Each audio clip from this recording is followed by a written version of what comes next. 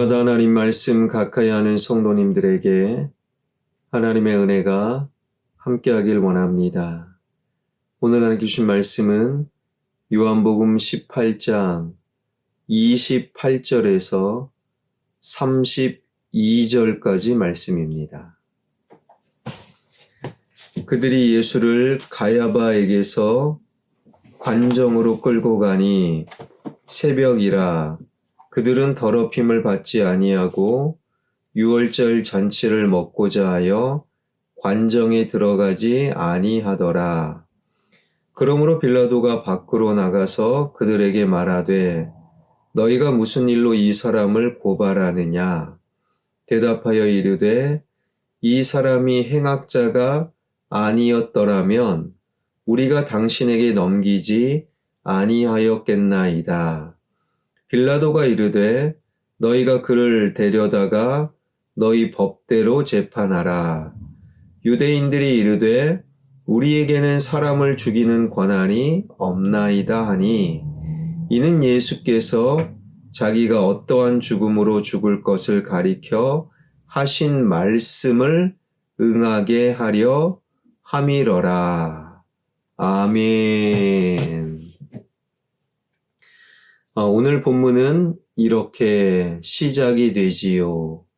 28절입니다.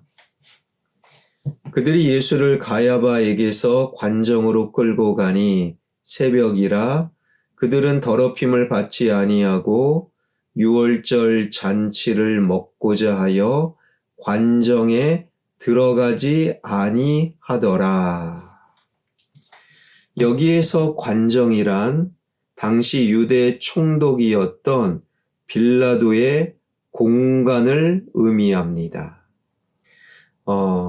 대제사장 안나스와 가야바의 불법적인 재판, 신문을 차례로 받았던 예수님께서는 또다시 로마 총독 빌라도에게 끌려가셨는데 그때의 시각은 십자가에 죽으신 금요일 새벽이었어요.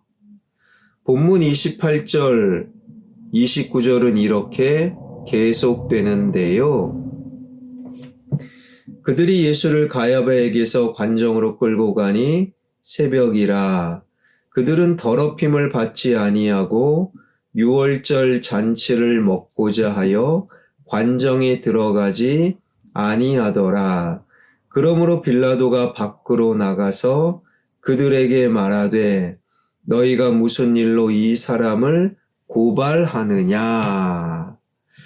마침 그날 저녁부터는 유대인들이 최대 명절로 지키는 유월절 절기가 시작될 예정이었어요. 그래서 예수님을 빌라도 공간까지는 끌고 갔지만 빌라도 로마 총독의 공간으로 선뜻 들어가는 사람은 아무도 없었어요.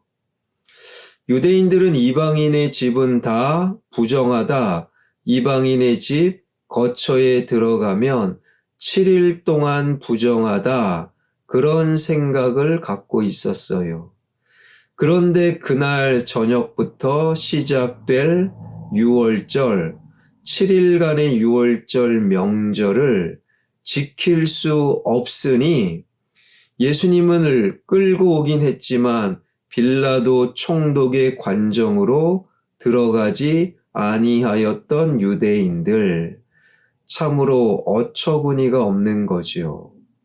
객관적으로 보게 되면 빌라도 총독이 공간으로 사용한 공간이 유대인들의 집보다 훨씬 깨끗하고 화려하였을 것입니다. 옷이나 화장품도 빌라도의 것이 훨씬 더 좋았을 것입니다. 오히려 빌라도 입장에서 유대인들이 더 더럽고 지저분했던 거예요. 그럼에도 유대 종교법에 따라 빌라도의 집은 부정하다. 그래서 들어오지 아니하였던 유대인들의 마음을 역시 노련한 정치가였던 빌라도는 알아차린 거예요. 그리고 오히려 빌라도는 관정 밖으로 나가 예수님을 끌고 온 유대인들에게 말합니다. 이런 꼭두 새벽부터 왜 이렇게 소란을 펼치는가? 너희들이 끌고 온 저 예수를 왜 고소하려고 하는가? 이에 유대인들은 이렇게 대답하지요. 30절입니다. 대답하여 이르되 이 사람이 행악자가 아니었더라면 우리가 당신에게 넘기지 아니하였겠나이다. 이 예수가 행악자이기 때문입니다. 행악자라는 단어는요, 법을 지켰다, 안 지켰다, 그것을 넘어서서 인성 자체가, 성품 자체가 사악하고 그리고 아주 잔인한 사람, 이것이 바로 행악자 예수라고 말하고 있는 거예요. 말씀은 이렇게 이어집니다. 31절 빌라도가 이르되 너희가 그를 데려다가 너희 법대로 재판하라. 유대인들이 이르되 우리에게는 사람을 죽이는 권한이 없나이다 하니 빌라도는 이것이 로마법에 해당되는 일이 아니라 그냥 유대 종교법, 그들의 종교법에 해당하는 것, 그러니 너희들 종교법으로 알아서 해라.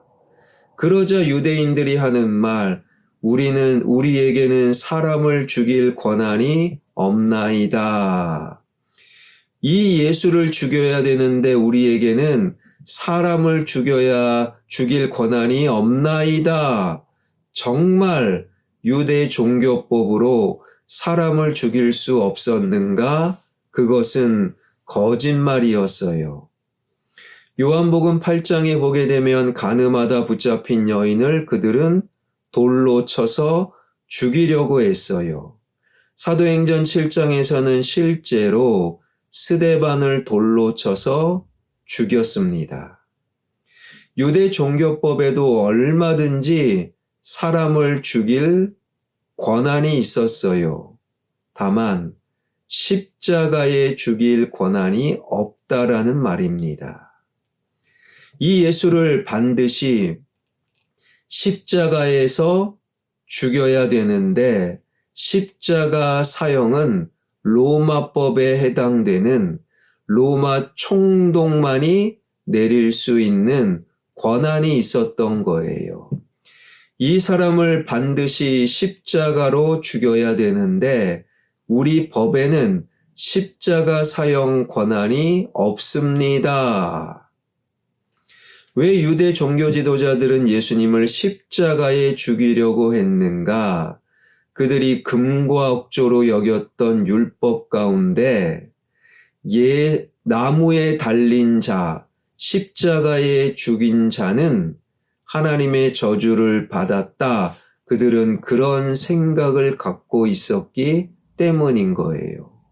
오죽했으면 십자가에서 죽었겠어. 하나님의 저주를 받았어. 그들이 생각했던 십자가의 죽음은 저주였어요. 예수님을 반드시 십자가에 죽여야 예수님 죽음 이후 사후에도 하나님께 저주받은 예수, 그래서 예수님의 추종자들을 흩어버리고 예수님을 따르려는 자들을 제거하려는 그러한 유대 종교 지도자들의 속셈. 지금 예수님께는 희망이 없어 보여요. 아주 못된 대제사장 가야바와 안나스에게 불법적인 재판을 받고 행악자로 지금 몰려 빌라도 앞에 서셨고 이제 곧 유대인들에게 저주로 생각되었던 십자가에 못 박히시기 직전이었습니다. 희망이 안 보여요. 그럼에도 우리에게 희망이 되는 말씀이 32절입니다. 이는 예수께서 자기가 어떠한 죽음으로 죽을 것을 가리켜 하신 말씀을 응하게 하려 함이러라. 우리 주님이 희망이 보이지 않는 그 상황, 대제사장들에게 불법적인 재판을 받고 행악자로 몰리고 빌라도 총독 앞에 서고 이 유대인들이 하나님의 저주야 라고 믿었던 십자가에 죽기 직전, 그러나 우리 주님은 말씀하십니다. 이 모든 것이 말씀을 응하게 하시기 위함이다. 우리 주님은 일찍이 신명기의 말씀을 통해 십자가 나무에 죽을 것이다.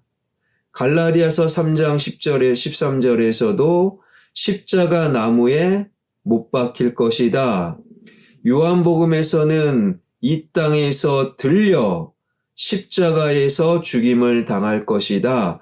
곳곳에서 십자가 죽음을 말씀하셨어요. 그 말씀을 지금 응하게 이루어 주시기 위해 우리 하나님께서는 대제사장 안나스와 가야바를 사용하시고 유대 종교 지도자들을 사용하시고 빌라도 총독을 도구로 사용하시는 하나님은요, 절망의 상황 속에서도 말씀을 응하게 하기 위하여 지금도 일하고 계시는 거예요. 하나님 어디 계십니까? 막막한 상황 속에서도 하나님은 말씀을 이루기 위하여 일하고 계십니다. 하나님의 말씀은 그래서 반드시 이루어지는 거예요. 우리가 좀 더 지혜로운 자가 된다면 반드시 이루어지는 말씀을 가까이 하는 것, 말씀을 응하게 하시기 위함이다. 이 말씀 마음속에 새기며 절망 속에서도 말씀을 이루어 가시는 하나님은 일하고 계셔요.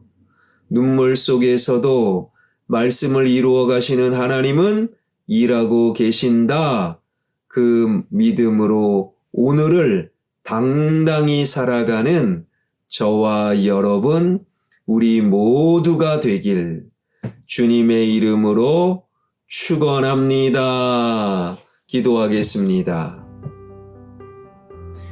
대제사장 안나스와 가야바에게 불법적인 재판을 받으셨고 행악자로 몰려 로마 총독 빌라도 앞에 서게 되셨고, 그리고 당시 유대인들 모두가 하나님의 저주야 오해했던 십자가의 죽음을 목전에 두신 예수님, 어디에도 희망이 없어 보입니다.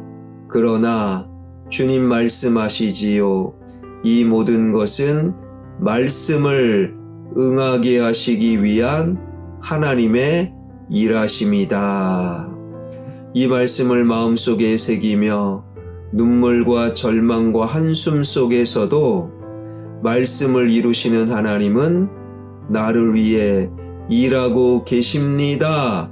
이 믿음을 소유하는 우리 모두가 되게 하여 주옵소서.